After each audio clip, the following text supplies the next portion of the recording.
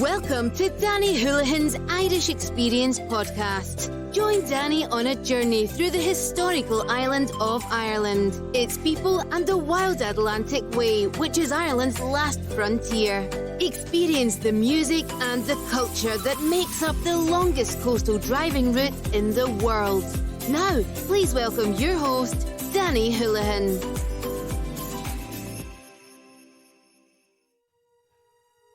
Cuireann fáilte, go dtí slí an Atlantic Ian. Welcome to the Wild Atlantic Way and Danny Houlihan's Irish Experience Show. I hope you're all keeping well and safe, my friends.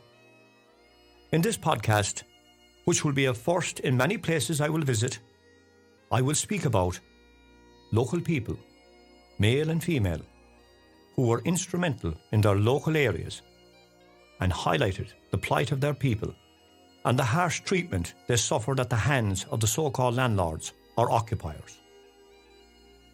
My native place, once again, I use as a template for this episode, which will benchmark my research using available information, oral and written, also by media of the day, which was recorded in old faded newspapers of the time. This gives us all an insight into times past. When I was a young boy here in Ballybunion, there were many stories and tales related to me. I was very lucky, as I had a vast amount of history passed on to me by my late parents and indeed a few old cousins like the late Matty Leahy and others who gave me a great insight to the area I live in. This handed-down history can apply to many places in Ireland and many people who were prominent in their communities long ago who are now long since forgotten. A story that was related to me many years ago about a famous parish priest in Ballybunion, Father Mortimer O'Connor, patriot and champion of the people, who lived in this area during the 1800s, known to all his parishioners affectionately as Father Morty. I first came across Father Mortimer O'Connor when I was researching the history of Mary O'Malley Young, founder of St. John's Church in Ballybunion, North Kerry.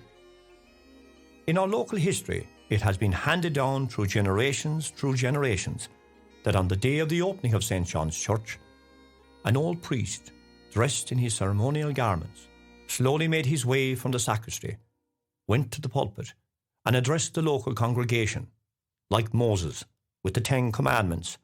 This fascinated me. Later I came across the story of the priest and the landlord George Hewson. This is where our story starts, finishes, and believe it or not, recommences later. Indeed, this story opens up a past and a unique history of people now long since forgotten, and events consigned to a closed book, which many say, and have related to Danny, should not be spoken of, leave well enough alone. As a historian researching local history, it is relevant to highlight and discuss these taboo parts of our local history, so that the younger generation can fully understand the course of our local history and the people that were part of it and shaped it. Father Mortimer O'Connor was a native of the Brandonwell, Ardfert, County Kerry, Ireland. This was related to me many years ago by the late great Noel O'Connor, historian of Ballyduff, who gave me a great deal of his research about the famous patriot priest. This short episode is dedicated to Noel's memory. May he rest in peace. And I have to say, this is only just but a short taste of the history of Father Mortimer O'Connor, champion of the people. Father Mortimer O'Connor was ordained in the year of 1851 and had studied in Maynooth College, Dublin. After his education there, the priest held the position in Ballyeagh Parish, Killooly Parish, as curate in July 1851. Later, he was moved to Dingle in October 1834. This is from the history we have gathered. The famous priest and his association with the plight of the tenant farmers of Ballybunion, North Kerry, made him a household legend, and his ability to take on injustice in the local area of North Kerry at that time. In the month of February, in the year of 1866, when the priest leaves the position in Dingle, he commences the position of parish priest of Ballybunion in North Kerry and Lizelton. This position he held up to his death in 1897. Father Mortimer O'Connor left a legacy behind him, which today we can be proud of. As a local man, I'm proud of his work. For a man who cared for his people, and regardless of the power of the tyrannical landlordism and absentee landlords, took on the money and the might of those greedy people. He was Father Mortimer O'Connor, champion of the people. Long before any organisation had been founded in the countryside, such as the Irish National Land League, to protect the rights of the tenant farmers, Father O'Connor was very vocal in the plight of the small tenant farmers and their rights to own their land. They farmed and toiled day in, day out, indeed the sky above them. So strong was the crusading parish priest that he was mentioned in various newspapers of the time and periodicals, and was not afraid to speak his mind on the pending Land Act of 1870. And in time, Father Mortimer O'Connor's name would be associated with the Land Act and the Bright Clauses, and the plight of the poor tenant farmers of the area of Ballyeagh, Houlihan, and beyond his jurisdiction. I break from this just a moment.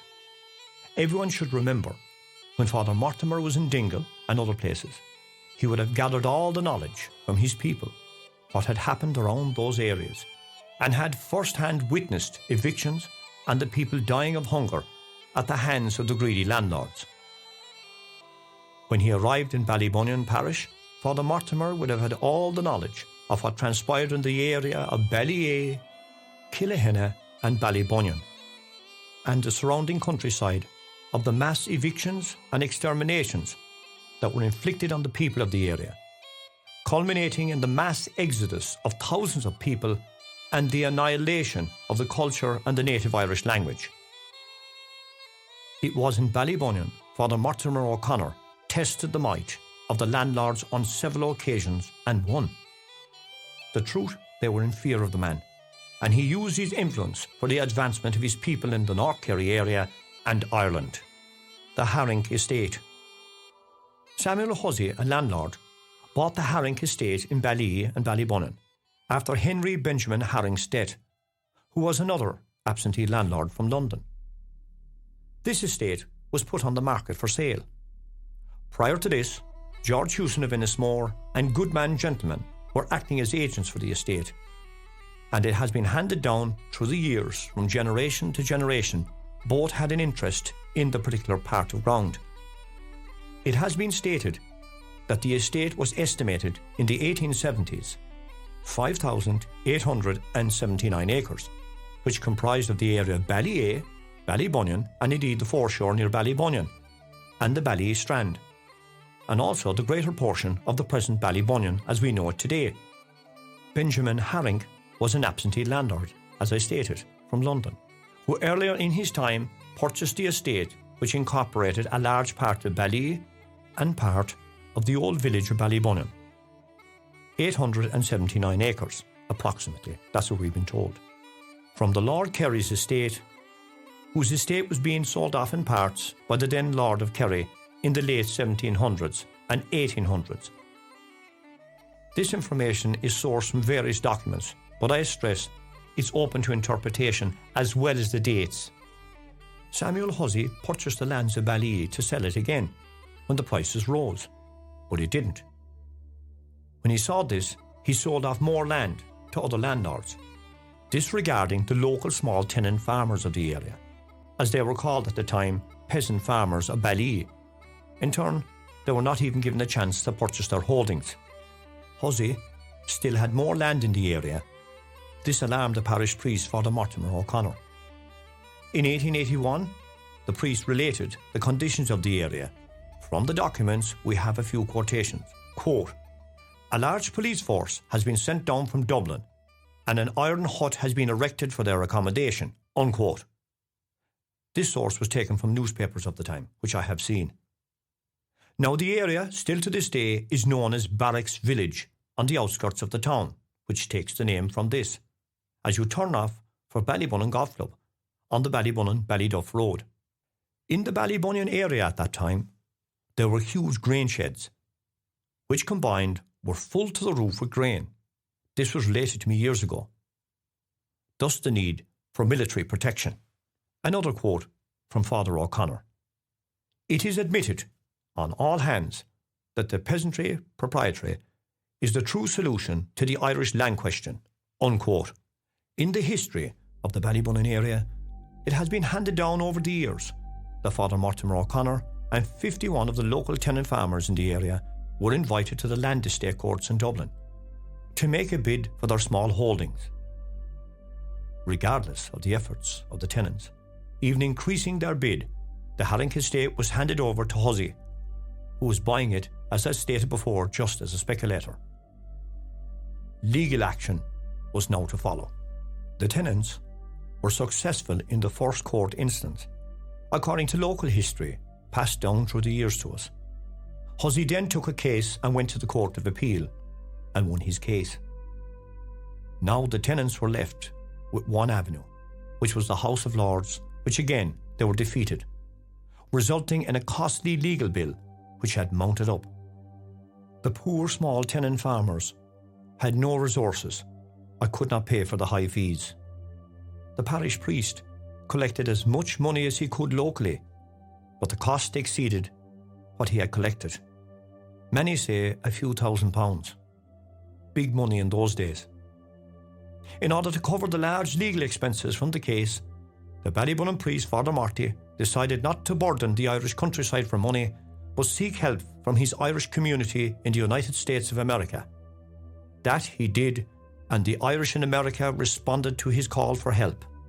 Father Mortimer O'Connor's speech to the Irish National Land League. Again, we have a few words from the late parish priest. I will quote just a section and a taste of what he said. As I've stated from the start, I'm indebted to the late Noel O'Connor of Ballyduff, who supplied me with these few blocks and quotations, and he did insist I focus on the relevant blocks for clarity. Quote, those entrusted with the government of these realms sent out an army, not to fight an enemy, but to enable greedy and exacting landlords to exterminate their rack-rented tenants who are old inhabitants of the land. Unquote.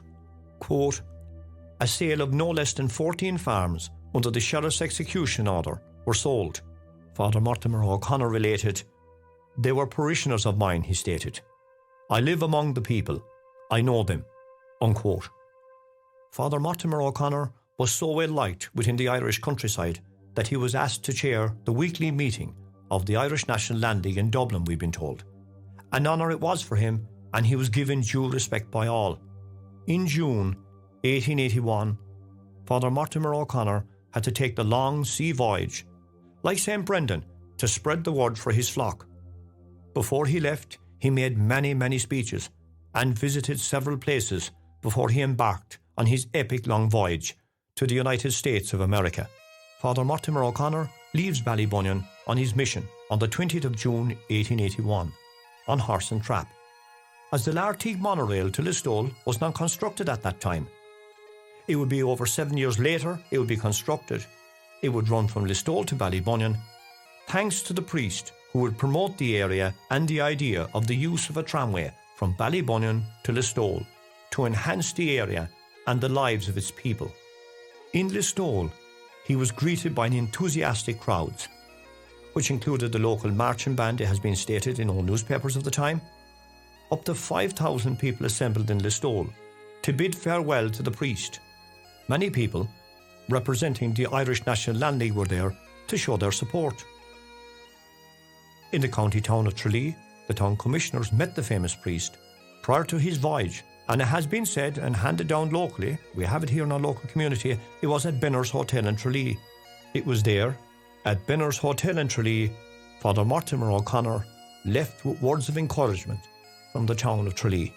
Later on in the day, Father O'Connor arrived in Killarney, and again, to the sound of brass bands, welcomed the man.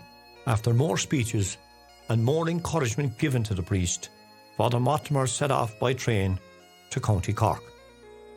From the old faded newspapers of the day, we have a few words spoken by the famous parish priest of Ballybunion and the climate of the country surrounding his visit to County Cork. Now, his full speech in County Cork, I have it on record, and due to time constraints in the podcast, I'll deal with it fully in another episode. But all that I can say is that Cork people gave Father Mortimer O'Connor a great welcome, and he was well received. Before he embarked on his epic voyage to the United States of America, the crusading Ballybunion Parish priest said these words, quote, "We want the land that bore us. We'll make that cry our chorus. We'll have it yet, though hard to get, be the heavens bending o'er us," unquote. Father Mortimer O'Connor arrives in the United States of America, and he meets the newspapers, one of which was the New York Star newspaper in 1881. The source for this is Kerry Sentinel, 19th of July, 1881. And the words we have of Father Mortimer O'Connor in the United States are, quote, "When asked about the state of the country, he replied, quote, a stranger arriving there would think that the country is in a state of war," unquote. While in the United States of America, the priest mentioned that he had founded a local branch of the Irish National Landlords and Ballybunion and was its president and leader, commenting that while the organisation was under his control, local violence and disorder was non-existent. The famous priest travelled to many places in the United States of America and was given great hospitality and encouragement and funding to pay off the debts, which he did. I have to say we have no account of what was raised in America, but it has been said was in the thousands. I will keep a lookout for more information on this, and in due course I will update the podcast. One famous story told of the crusading parish priest was in 1879, when Father Mortimer O'Connor was in residence on Cliff Road, Ballybunion. One Sunday morning, Father O'Connor was late for Mass in Doon Church. He left his house in Cliff Road after tackling his pony in the nearby stable next to his house. Quickly, Father Mortimer left in a hurry and proceeded along Cliff Road with the views of the Shannon Estuary in full view, until he came to the closed gate, locked near the Salmon Lodge. The priest looked at the gate, with a frown it has been stated, and jumped from his trap, as he was in a hurry, seized the gate in his hands, which would not open, but was locked under the orders of a local landlord. It should be noted the area was occupied by landed gentry, so no locals were permitted at that time to enter or walk on Cliff Road. Father Mortimer O'Connor, not having any of this, grabbed the gate with all of his might and pulled it from the pillar. With one lift over his head, like a weightlifter, threw the gate over the cliffs to the Glen Road below. Needless to say, the landlord did not lock the gate ever again. In fact, the gate was never replaced. Father Mortimer won the day. The landlord walked away from this period. However, the landlord later moved again to shut off the rights of way on the famous Castle Green. According to our local history, he was in the process of selling the Castle Hotel and wanted to shut off the green completely. He failed again on this occasion. The priest took litigation to the courts, ensuring public rights of way on the Castle Green. The landlord in question was old George Hewson of Innismore. This is well known locally in the Ballybunion area even to this day. Father Mortimer was instrumental in the bringing of the Order of Mercy nuns to Ballybunion. Thanks also to Mary O'Malley Young, who provided the land for the school at that time. That was her home and residence. This enhanced the educational needs of the young people of the area. Even in his retirement, the famous parish priest played his role in the area, celebrating Mass in Doon Church, and later the newly opened St. John's. It has been said that he was a connoisseur of fine wine. Well, after years of battling the landlords, we all lifted a glass to him. He deserved it. Now, I dig deeper and deeper into the few old documents I have. Can I find Father Mortimer O'Connor? Indeed I can. Old Carroll's Shop, August 18 to 1888. Fragment of an old ledger. We read on the 18th of August from a manuscript, as I said, from the old O'Carroll Shop on Main Street, Ballybunion. Father O'Connor, 1 gallon of oil, which was costing the priest 10 pence on the day. Also the priest, who was the second customer in the shop that morning, added to his shopping a dozen matches, which cost in 1888 6 pence. Interesting local history facts. And there's more. Can we put any few local names who are now since gone in the shop at that time? Yes, we can.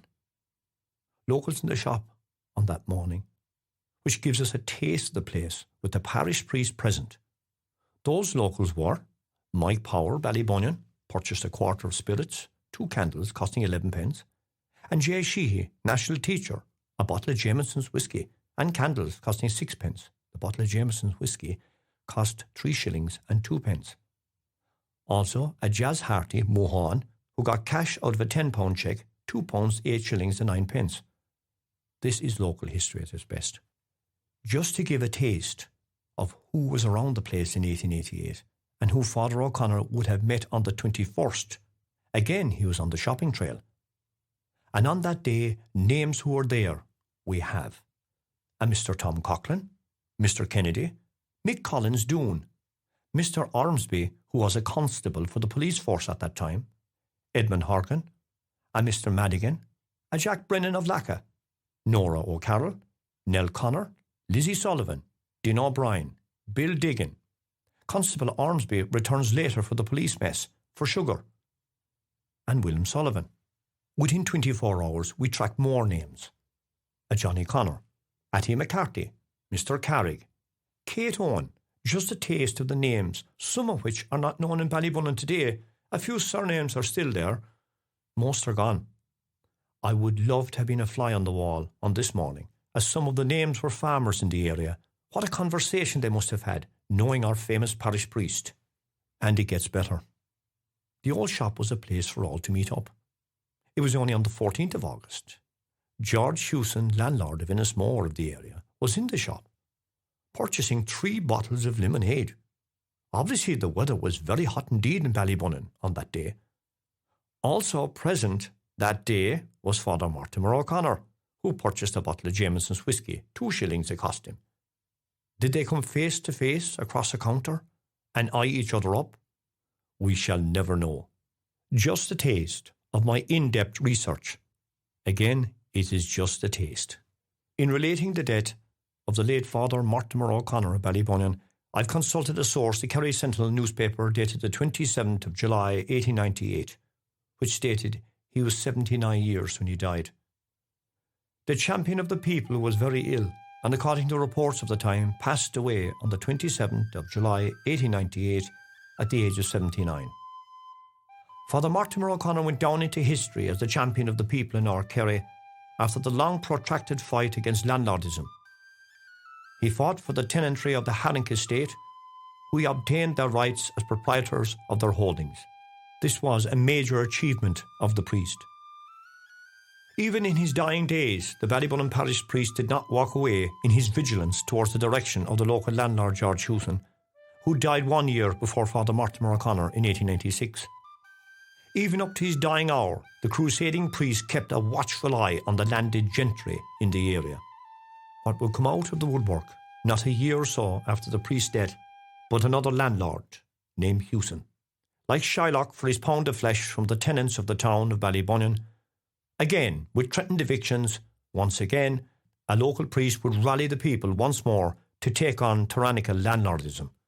I will deal with this part of our local history in another episode, which covers another time period. The priest was so well respected in Ballybunion. A grave was dug in the newly built St. John's Church. Mass for the dead was celebrated for the priest, with hundreds attending the Mass and ceremony. The champion of the people was then laid to rest within the confines of St. John's Church. Father O'Connor's impact on the rural farming life of North Kerry was not forgotten about by his people, as we can read in the newspapers, which are now faded, of the date of the 17th of February 1906, 7 years after the death of Father Mortimer. Plans were in motion to commemorate his memory with a lasting tribute. Father Mortimer was not forgotten in the minds and the hearts of the people who remembered the stormy politics of the 1870s and 80s, and the clashes with the local landlords, amongst them George Hewson of Innismore. I've stated earlier, with the closure of the Ballyeagh Strand and the attempt to close off rights of way on the famous Castle Green. Collections were made around the countryside for the memorial for Father O'Connor, which was, according to the Kerry people, quote, a side altar to the Sacred Heart and a stained glass window with suitable inscriptions, unquote. Credits for all this hard work was given to the clergy, the people, and the parishes of Lizelton and Ballybunion. Everything I've stated reflects the history of the man, from the available history we have to date, both oral and written. He cared for his people. If I may requote Father Mortimer O'Connor's words with a few additions to this day and time, we have the land that bore us, and the sky that's o'er us. We have it yet, it was so hard to get, be the heavens glorious o'er us.